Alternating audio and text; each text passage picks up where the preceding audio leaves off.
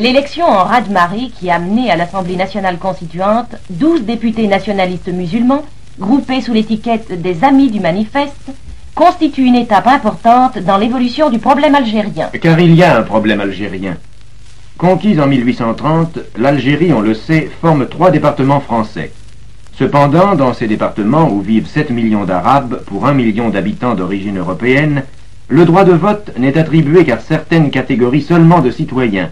Cette particularité trouve sans doute son explication dans la situation politique, religieuse, sociale. Il n'en est pas moins vrai qu'elle crée un malaise qui pourrait croître avec ce qu'on appelle la personnalité algérienne. Malaise auquel contribuent d'ailleurs, depuis la guerre, certaines influences étrangères. S'il y a donc un problème algérien, quelles sont ses données permanentes et comment se présente-t-il aujourd'hui? C'est ce dont vont s'entretenir 4 députés de l'Algérie qui sont en ce moment dans notre studio. Ferhat Abbas, secrétaire général du groupe démocratique des Amis du Manifeste, député de Constantine. Raoul Bora, député maire de Beaune, SFIO. Kadour Sator, député de Constantine, appartenant comme Ferhat Abbas aux Amis du Manifeste. Paul-Émile Viard, doyen de la faculté de droit d'Alger, député MRP d'Alger. François Kilissi du groupe paysan et Alice Portis du Parti communiste, l'un et l'autre députés d'Oran, n'ont pas cru devoir participer à cette émission à laquelle ils avaient été invités. Nous avons également parmi nous Albert Camus, dont les articles sur la question algérienne sont encore dans toutes les mémoires, et notre ami Jean Amrouche, directeur de l'Arche. Paul Guimard va mener le débat. Il y a une première question, messieurs. Y a-t-il un problème algérien? Cette question, nous la posons d'abord à Albert Camus. Eh bien, je suppose que s'il y a un problème algérien, c'est un problème qui dure depuis 116 ans exactement. Et d'autre part, il me semble difficile de nier que ce problème n'existe pas, puisqu'il nous a coûté plusieurs milliers de victimes en mai 1945. Paul-Émile Viard.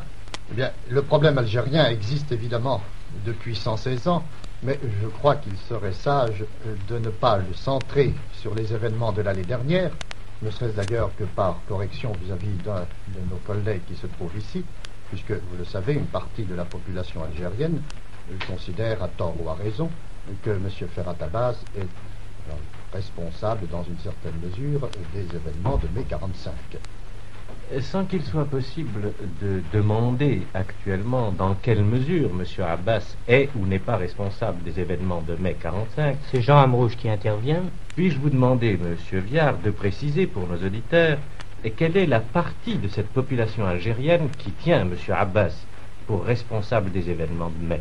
Bien entendu, je ne veux pas du tout ici faire le procès de l'affaire de mai 45, mais en ce qui concerne cette partie de la population, il est évident que c'est à peu près exclusivement une partie de la population d'origine européenne et que ce n'est pas évidemment l'unanimité non plus. Écoutez, si vous voulez me permettre, je crois que Kadour Sator désire intervenir, je vous en prie. Oui, je désire intervenir parce que je pense qu'il serait bon que M. Viard ou M. Bora, député du premier collège, précisent un petit peu leurs pensées. On pourrait croire, d'après les dernières paroles, que la population algérienne se divise en 2 blocs. Le bloc musulman qui tient pour Ferhat Abbas comme victime des événements de mai 1945 et le bloc européen qui le tient comme responsable. Je ne crois pas que ce soit vrai et je ne crois pas qu'il soit bon d'ailleurs d'opposer les 2 blocs ainsi l'un à l'autre. Alors je demande aux députés du premier collège de préciser un petit peu leurs pensées. Raoul Bora. Il y a certainement un malaise algérien et je me garderai de le centrer sur la personnalité de Ferhat Abbas. Ce malaise est consécutif à la guerre qui nous a coupé de la métropole, qui nous a imposé un gouvernement de trahison et qui nous a plongé dans une misère indescriptible. C'est la misère qui est la cause principale du malaise algérien et les hommes certainement y ont joué un faible rôle. Oui, mais je crois, M. Bora, que la réponse à la question que je voulais poser n'a pas été donnée. Je voulais vous demander si vous estimez qu'en Algérie, il y avait 2 blocs, l'un européen, l'autre musulman, l'un tenant Ferhat Abbas pour victime, l'autre le tenant pour innocent. J'ai abordé, mon cher collègue, le fond du problème, n'est-ce pas? Mais je vous réponds très facilement que je ne crois pas qu'il y ait en effet 2 blocs hostiles, 2 blocs antagonistes en Algérie. Ce serait un épouvantable malheur que ces blocs un jour puissent s'opposer. Il n'existe pas. Je pense que nous devrons faire toute la lumière, en effet, sur les lamentables événements du mois de mai 1945, que, par ailleurs, s'il y a eu une blessure dans l'âme algérienne à la suite de ces événements-là, nous devons la guérir et non pas la rouvrir. Et c'est dans cet esprit qu'au cours de la dernière législature, nous avons fait voter par l'unanimité de la Chambre française une loi de large amnistie, dont j'ai eu l'honneur d'être le rapporteur à l'Assemblée. Je crois que c'est cet esprit-là qui devrait inspirer tous ceux qui aiment l'Algérie, qui veulent la servir, n'est-ce pas? Unir les deux éléments de la population. Ferhat Abbas. Je suis de ceux qui ont toujours revendiqué leur responsabilité.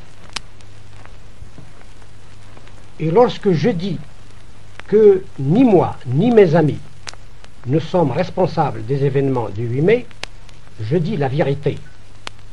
Et à ce sujet, je suis venu à Paris pour demander précisément au Parlement d'envoyer une commission d'enquête pour que toute la lumière se fasse autour de ces malheureux événements. L'essentiel, c'est que l'amitié des musulmans et des Français d'Algérie soit de nouveau une réalité. La communauté algérienne doit être avant tout une fraternité franco-musulmane. D'ailleurs, effectivement, les événements de mai 45 ne sont qu'une manifestation d'un malaise général. Ils dénotent simplement que ce malaise est profond et peut-être plus grave que nous l'avons cru, mais il serait bon d'essayer de définir les données générales du problème algérien. Et si je me tourne vers Albert Camus. Eh bien, je crois qu'en effet, ces émeutes ne sont qu'un signe, mais c'est un bon signe, ou un mauvais signe, comme on voudra. Mais les éléments du malaise algérien, il me semble qu'on peut les définir de plusieurs façons, mais qu'une des bonnes perspectives pour les aborder serait de reprendre un peu ce qu'a dit M. Borra tout à l'heure, qui a attribué à la misère et, au fond, aux difficultés économiques la majeure partie de la crise de l'Afrique du Nord. Je crois au contraire que cette crise économique, si elle a joué un rôle très important, n'est cependant que ne représente qu'un aspect de la crise générale et que la crise politique est beaucoup plus importante que la crise économique. Si on arrivait à régler le problème économique, il est bien certain qu'on faciliterait la solution de la crise politique. Il n'empêche pas que le problème politique demeure et c'est lui qu'il faut définir. Je vous en prie. Sur ce point, je suis absolument d'accord avec M. Camus. C'est Paul-Émile Viard qui parle. Je crois en effet que la grande question algérienne est une question politique, au sens noble du mot, bien entendu, que nous nous trouvons en réalité devant un pays qui est en pleine formation, un pays qui démarre, comme je l'ai d'ailleurs souvent écrit. Nous sommes devant un peuple qui a pris conscience de lui-même au contact de la civilisation française, dont il s'inspire d'ailleurs de plus en plus largement, et que tout le problème algérien est en réalité le problème de savoir comment peu à peu ces 7 millions d'Algériens autochtones vont petit à petit s'organiser dans toute la vie française. Voilà comment je considère ce problème. Ferhat Abbas, êtes-vous d'accord avec ce que vient de dire Paul-Émile Viard? Je suis d'accord pour reconnaître qu'il y a un problème politique et un problème économique. Mais nous disons que c'est la solution du problème politique qui amènera avec lui la solution du problème économique. L'Algérie a besoin autant de pain que de réformes de structure portant sur le plan politique. Mais alors, en gros, quelles sont les données de ce problème politique, puisque c'est lui qui conditionne tout le reste, d'après vous?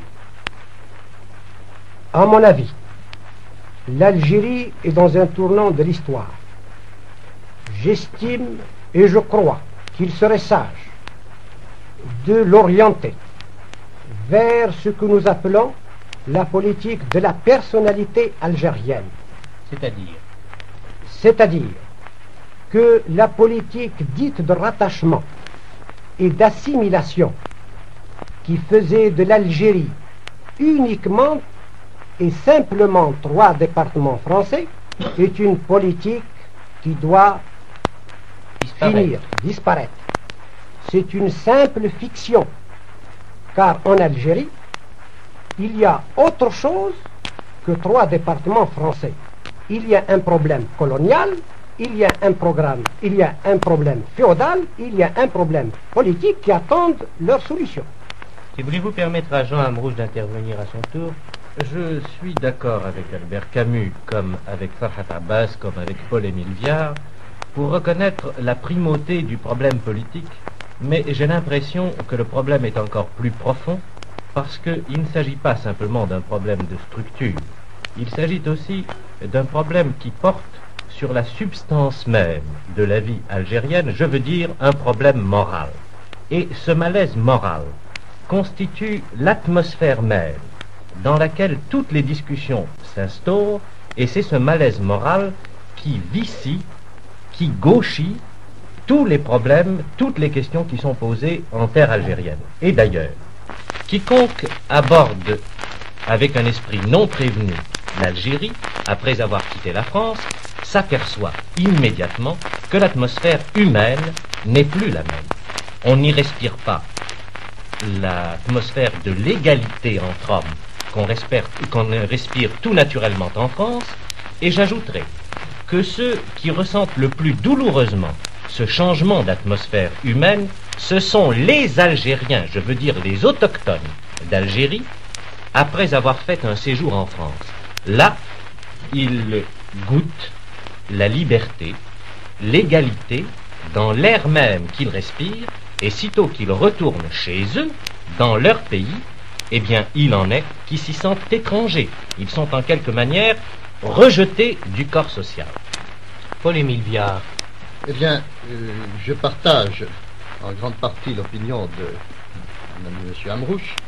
Je crois en effet qu'il y a un problème moral à la base de tout le problème algérien, qui présente d'ailleurs deux faces, car si d'un côté nous constatons en effet que l'Algérien autochtone souffre quand il rentre en Algérie et qu'il est passé dans la métropole, l'Algérien d'origine métropolitaine a également lui une autre sensation, c'est la sensation d'être abandonné lui par la métropole et de ne plus se sentir comme celui qui doit représenter son esprit, qui doit rester la caution en quelque sorte du développement de la civilisation française au sein de la population algérienne.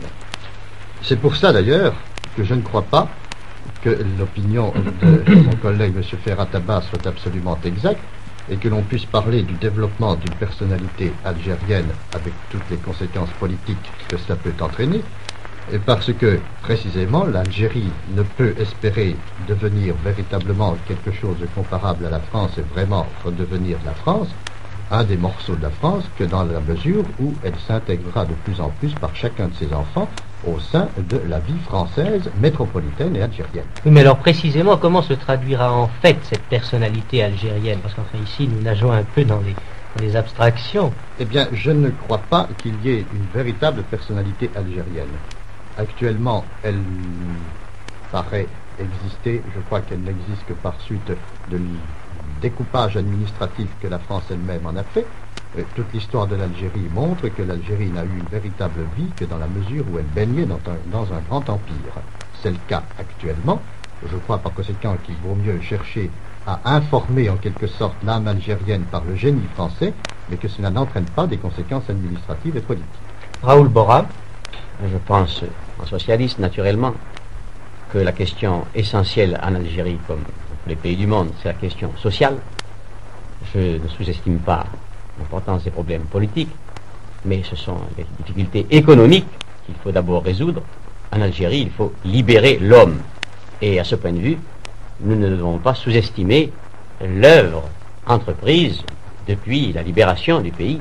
Il y a un grand plan quinquennal, non seulement élaboré, mais en voie d'exécution, qui justement fait évoluer, par exemple, le paysanat musulman, qui industrialise le pays, qui va par conséquent lui donner, dans quelques années, une prospérité insoupçonnée, et j'ajoute immédiatement que cela n'empêchera pas de libérer l'Algérie sur le plan politique. Oui, mais d'après vous, primauté du de problème l'économie. économique. Oh, certainement, quand tous les musulmans travailleront, n'est-ce pas, selon leur goût, et auront des possibilités de vivre très larges, eh bien, je suis bien convaincu qu'on ne parlera plus de malaise algérien. Mais cependant, j'enchaîne immédiatement en disant que les problèmes politiques ont son importance et que je ne le vois pas résolu sans l'aide de la métropole, car moi aussi, je pense comme mon collègue Viard, que la personnalité algérienne n'existe pas encore.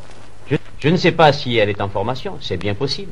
En tout cas, nous ne la contrarierons pas, nous socialistes, parce que nous ne pouvons pas préfigurer l'avenir. Mais dans l'immédiat, cette personnalité n'existe pas. Et l'Algérie doit évoluer grâce à la métropole, justement, qui lui donnera des possibilités de vie politique et matérielle de plus en plus larges. Eh bien, voulez-vous que nous laissions à Ferhat Abbas le soin de vous répondre? Je dis que cette personnalité existe du fait même, et il s'agit simplement d'être de bonne foi, que 116 ans de colonisation n'ont pas pu faire de l'Algérie 3 départements français. Et que si aujourd'hui un problème algérien existe, c'est que, précisément, cette personnalité a joué à l'insu même des populations musulmanes. Et je dirais à mon ami Bora que c'est nous qui avons raison lorsque nous disons réforme politique d'abord, parce que, et il le sait aussi bien que moi, si nous ne réformons pas le gouvernement général, si nous ne réformons pas les assemblées locales, nous n'aurons jamais, lui et moi, les moyens d'affranchir et d'émanciper le paysan algérien. Et toute la question est là. Quant à la métropole, j'estime que ces droits sont sauvegardés du fait que lorsque nous, mes amis et moi, nous demandons le respect de la personnalité algérienne, nous le demandons dans une unité française. Besoin non seulement des capitaux de la France, mais de ses techniciens, de sa culture. Car si nous entendons développer la personnalité algérienne, nous l'entendons sous le plan de la culture moderne. Nous n'entendons pas revenir en arrière, au temps de 1830. Albert Camus. Eh bien, ça me paraît une affirmation catégorique. Enfin, je veux dire pour nous tous, et je crois qu'il importe de la souligner. Mais, en même temps, puisque nous assistons à ce genre d'affirmation, nous devrions peut-être, nous, Français, essayer de nous dire que nous avons avantage à considérer la civilisation arabe autrement que beaucoup de Français la considèrent. Je veux dire, non pas avec le sentiment qu'il s'agit d'une civilisation inférieure, mais d'une civilisation qui a ses bases, ses racines, et que nous devons peut-être apprendre à respecter sur un certain nombre de plans. En ce qui concerne la personnalité algérienne, j'avoue que, bien que je me sois intéressé depuis longtemps à ces questions, je ne me suis pas encore fait une opinion. J'aurais donc tort d'affirmer quelque chose de précis. Mais, enfin, pour dire toute ma pensée, ce problème algérien qui était si important pour moi, me paraît maintenant s'inscrire dans un problème beaucoup plus général. Je veux dire que le malaise politique algérien, pour moi, vient de la paresse de la pensée politique de la métropole. Nous sommes toujours de 20 ans en retard sur la situation politique réelle, et ça n'est pas spécial à la France, c'est vrai pour toutes les nations. Il semble que les situations politiques vont comme les avions, très vite, tandis que la pensée va avec la lenteur de sa maturité personnelle et n'arrive pas à rejoindre les situations. C'est ainsi que nous nous fixons par exemple sur le problème franco-allemand comme nous nous fixons sur le problème franco-algérien, alors que le problème, tout le monde sait, est le problème russo-américain. Mais le problème russo-américain, et là nous revenons à l'Algérie, va être dépassé lui-même avant très peu. Ça ne sera plus un choc d'empire, nous assisterons à un choc de civilisation, et nous voyons dans le monde entier les civilisations colonisées surgir peu à peu et se dresser contre les civilisations colonisatrices.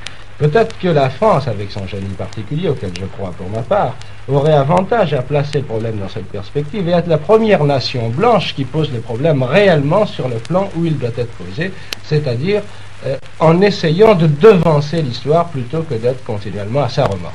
Mais alors, moralité, messieurs, sur le plan pratique, Ferhat Abbas, que demandez-vous de précis? Sur le plan pratique, depuis 1900, les colons eux-mêmes ont tracé la voie pour l'avenir de l'Algérie.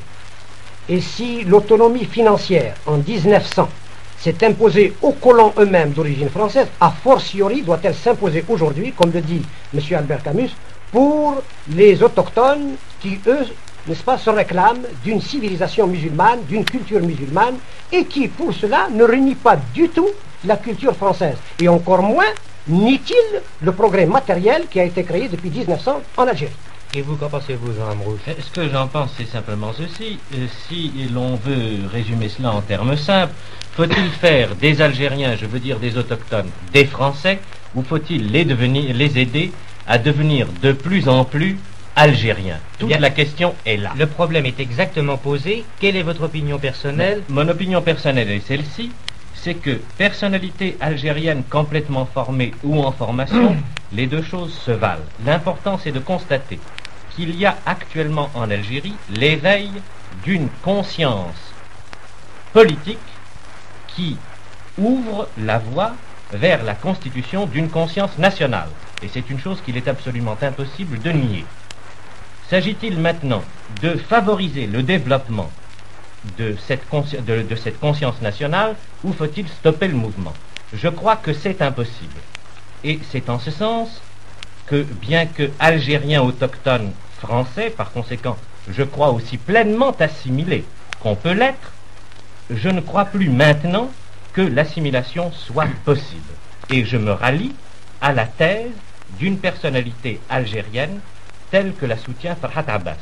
J'ajoute ceci, c'est que cette personnalité algérienne ne doit pas être traduite d'une façon un peu grossière par la revendication d'une indépendance politique de l'Algérie. Ce n'est pas ce que revendique Farhat Abbas. Et sa position s'inspire de l'idée que la communauté française ou l'Union française doit être définie comme une fédération de pays, je ne dirais pas encore d'États, mais comme une fédération de pays, et c'est dans le cadre de cette fédération française que l'Algérie doit recevoir une large autonomie. Je vous remercie. Albert Camus. Bien, je voudrais dire un mot sur ce problème du nationalisme, puisque je n'ai jamais eu de sympathie pour aucun nationalisme, même algérien.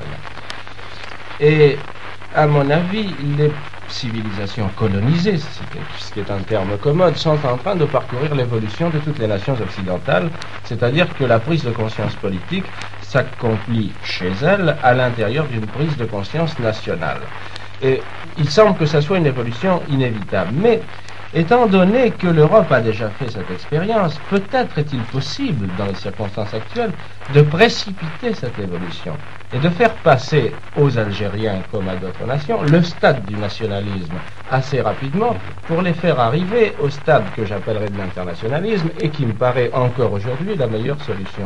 Et c'est sur ce plan, j'insiste encore, qu'il me paraît que le rôle de la France est primordial, puisqu'aucune nation dans le monde n'a le courage de prendre position sur la question internationale. La France, à l'intérieur de ce qu'elle appelle son empire, pourrait créer les conditions d'un fédéralisme et d'une internationalisation qui serait, encore une fois, en avance de l'histoire et non pas à sa remorque. Je suis tout à fait d'accord avec Camus, et je pense que ce qu'il vient de dire est de la plus grande importance, et je voudrais que nos auditeurs, et particulièrement nos auditeurs français métropolitains, en prennent profondément conscience. Il s'agit de savoir si maintenant la pensée politique française est capable de créer en avant de l'histoire, ou bien si elle sera à la remorque des événements politiques et économiques.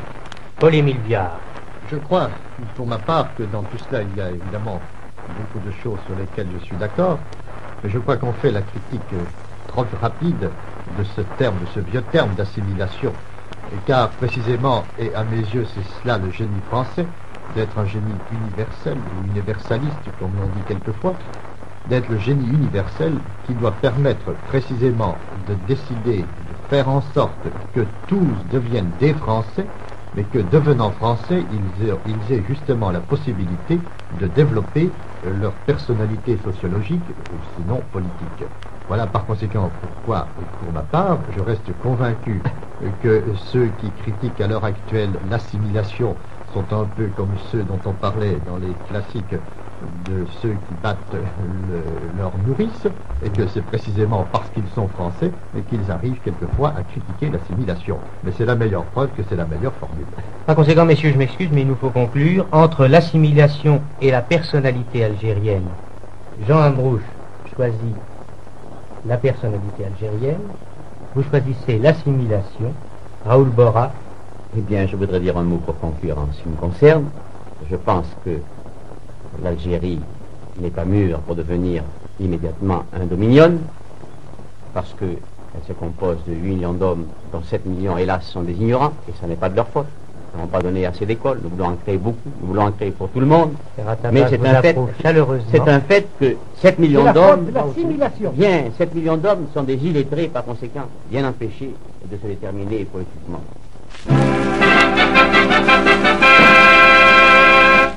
Albert Camus vient de conclure un échange de vues sur le problème algérien, auquel ont participé avec lui Ferhat Abbas, Jean Amrouche, Raoul Borra, Kadour Sator et Paul-Émile Viard. Jean Amrouche, directeur de l'Arche. Paul Guimard va mener le débat. Il y a une première question, messieurs.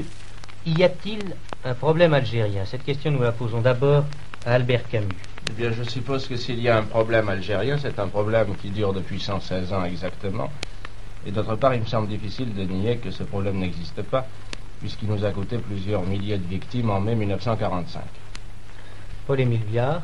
Eh bien, le problème algérien existe évidemment depuis 116 ans, mais je crois qu'il serait sage de ne pas le centrer sur les événements de l'année dernière, ne serait-ce d'ailleurs que par correction vis-à-vis d'un de nos collègues qui se trouve ici, puisque, vous le savez, une partie de la population algérienne considère, à tort ou à raison, que M. Ferhat Abbas... Je vous en prie. Oui, je désire intervenir parce que je pense qu'il serait bon que M. Viard ou M. Borra, députés du premier collège, précisent un petit peu leur pensée.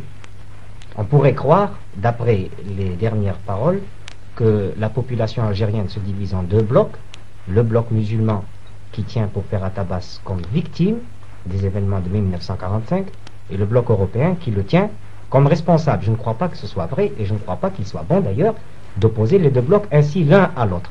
Alors je demande aux députés du premier collège de préciser un petit peu leur pensée. Raoul Borra. Il y a certainement un malaise algérien et je me garderai de le centrer sur la personnalité de Ferhat Abbas.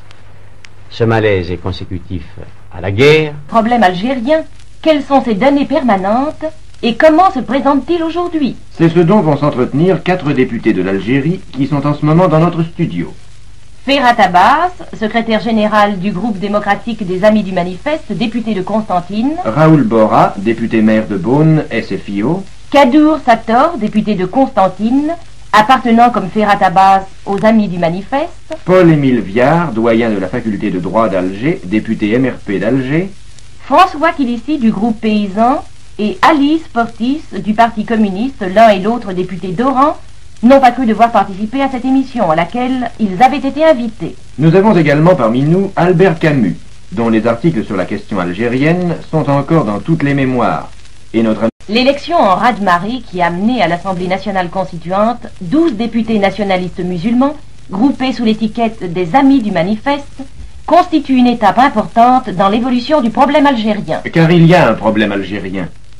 Conquise en 1830, l'Algérie, on le sait, forme 3 départements français. Cependant, dans ces départements où vivent 7 millions d'Arabes pour 1 million d'habitants d'origine européenne, le droit de vote n'est attribué qu'à certaines catégories seulement de citoyens. Cette particularité trouve sans doute son explication dans la situation politique, religieuse, sociale. Il n'en est pas moins vrai qu'elle crée un malaise qui pourrait croître avec ce qu'on appelle la personnalité algérienne. Malaise auquel contribuent d'ailleurs, depuis la guerre, certaines influences étrangères. S'il y a donc un... Abbas est responsable dans une certaine mesure des événements de mai 45. Sans qu'il soit possible de demander actuellement dans quelle mesure M. Abbas est ou n'est pas responsable des événements de mai 45, c'est Jean Amrouche qui intervient. Puis-je vous demander, M. Viard, de préciser pour nos auditeurs quelle est la partie de cette population algérienne qui tient M. Abbas pour responsable des événements de mai? Bien entendu, je ne veux pas du tout ici faire le procès de l'affaire de mai 45, mais en ce qui concerne cette partie de la population, il est évident que c'est à peu près exclusivement une partie de la population d'origine européenne et que ce n'est pas évidemment l'unanimité non plus. Écoutez, si vous voulez me permettre, je crois que Kadour Sator désire intervenir.